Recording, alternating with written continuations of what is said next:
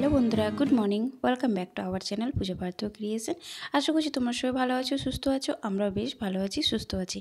তো আজকে কোনো ব্লগ নয়, আজকে একটা রেসিপি ভিডিও নিয়ে তোমাদের কাছে হাজির হয়েছি। রেসিপিটা কি দেখতে হলে পুরো ভিডিওটা দেখতে হবে। তো চলো, তোমরা কেউ স্কিপ না করে দেখতে থাকো আর আমি তোমাদেরকে বলে দিই। তো বন্ধুরা, তোমরা সবাই কিন্তু বাড়িতে কাঁঠালের সরষে খেয়েছো, তাই না? তো আমি আজকে কচি ইঁচড়ের সরষে কিভাবে বানাতে হয় সেটাই আজকে তোমাদের কাছে শেয়ার করেছি। তো চলো তোমরা দেখতে থাকো। আর প্রথমেই দেখো, আমি এখানে একটা বাটির মধ্যে জল নিয়েছি আর জলে এখানে সরষের তেল আর একটু 1 চিমটে মতন হলুদ ফেলে দিয়েছি। আর এখানে কাঁঠালগুলো মানে ইঁচড়গুলো দেখতে পাচ্ছ এখানে আমি কেটে রেখেছি। তো এগুলো আমি এখন জলে রেখে দেব। আর জলে যদি না রাখি তাহলে ওর যে একটা রসটা হাতে লেগে যেতে পারে। তো সেই জন্য একটা একটা কেটে জলের মধ্যে রেখে দিতে হবে, তাহলে কালোও হবে না আর কিন্তু খেতেও কিন্তু ভালো লাগবে। তো চলো আমি এখন এগুলো কেটে নিই। তো বন্ধুরা, আমি দেখো এখন হাতে একটু সরষের তেল নিয়ে হাতটাকে ভালোভাবে তেলটাকে মাখিয়ে নিচ্ছি, যাতে ও রসটা হাতে না লেগে যায়। লেগে গেলে একটা আঠার মতো জিনিস, ইঁচড়ের যে আঠা জিনিসটা থাকে সেটা যেতে চায় না। তো সেই জন্যই আমি এখন হাতে তেল নিয়ে এখন ইঁচড়গুলো কেটে নেব। তো জলে রেখেছিলাম দেখতেই পাচ্ছ, তো সেই জন্য সেরকমভাবে কিন্তু এখনও আঠা বের হয়নি। তো দেখো এখানে কিন্তু এভাবে কেটে নিতে হবে, প্রত্যেকটা আমি এভাবেই কেটে নেব। তো চলো, তো প্রত্যেকটা দেখো আমি এভাবেই কিন্তু খোসাগুলো ছাড়িয়ে নিয়েছি, দেখতেই পাচ্ছ। আর এবারে যে ভেতরের যে সাদা অংশ এটাকে কেটে নেব।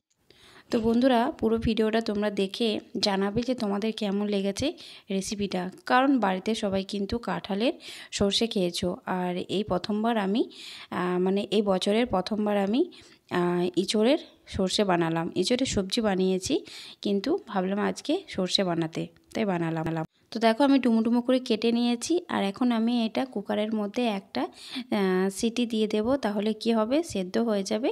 তো চলো আমি এখন কুকারের মধ্যে একটা সিটি দিয়ে দিই। আর বন্ধুরা, কুকারে দেখো আমি এখন ইঁচড়টাকে ভরে দিয়েছি, এর একটু মতো জল দিয়েছি। আর এখানে একটু তেল দিয়ে দিতে হবে আর পরিমাণ মতো লবণ দিয়ে দিতে হবে। আর তোমরা চাইলে এখানে হলুদ দিতেও পারো, নাও পারো, কোনো অসুবিধা নেই, এটা স্কিপ করে যেতে পারো তোমরা। তো হলুদ দিলে কি হয়, মানে সেদ্ধটা বেশ ভালো হয়। তো চলো আমি এখন সেদ্ধটা করে নিই, তারপর আবার তোমাদের সঙ্গে দেখা হচ্ছে। আর আমি যে রান্নাটা যেভাবে করছি তোমরা বাড়িতে ট্রাই করো, দেখবে খুব সুন্দর লাগবে খেতে। তো সর্ষে নিয়েছি আমি এখানে, কালো সর্ষে নিয়েছি, দেখতেই পাচ্ছ। পেস্ট করে রেখে দিয়েছি এক সাইডে। আর এখানে দেখো ইঁচড়টা সেদ্ধ হয়ে গিয়েছে, দেখতেই পাচ্ছ, তোমাদের সামনে দেখিয়ে দিচ্ছি, খুব সুন্দরভাবে সেদ্ধ হয়েছে। আর বন্ধুরা, খেতে কিন্তু খুব সুন্দর লাগছিল ইঁচড়ের সর্ষে। তো চলো বানিয়ে নিই। তো বন্ধুরা, ইঁচড়ের সর্ষে বানাতে কিন্তু বেশ কিছু উপকরণ লাগে না, শুধু সরষের তেল, 5 ফোড়ন আর 2টো টমেটো দিলেই কিন্তু ইঁচড়ের সর্ষে কিন্তু একদম দুর্দান্ত স্বাদে হয়ে যায়।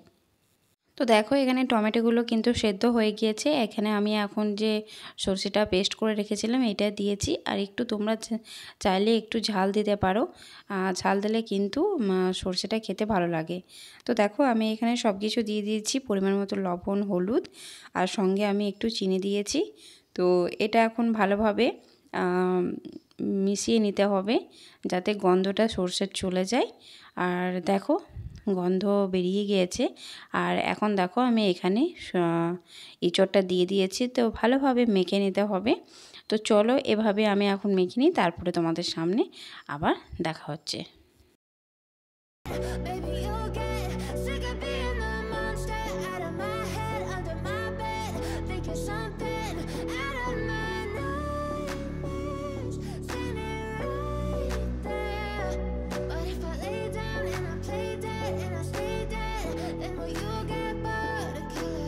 So if I play dead, will you regret everything that you did, that you said? I don't think you understand what you're doing, and my heart's black and blue from the bruising. I feel like when I'm with you I'm losing. I feel like you think that this amusing. তো বন্ধুরা, আজকে রেসিপিটা তোমাদের কেমন লেগেছে তোমরা কমেন্টে জানিও। আর এই রেসিপিটা কিন্তু গরম ভাতে খেতে কিন্তু দারুণ লাগে। তো চলো আর বেশি কিছু কথা বলবো না, দেখা হচ্ছে আগামীকাল নতুন কোনো ব্লগের সঙ্গে। সবাই ভালো থেকো, সুস্থ থেকো।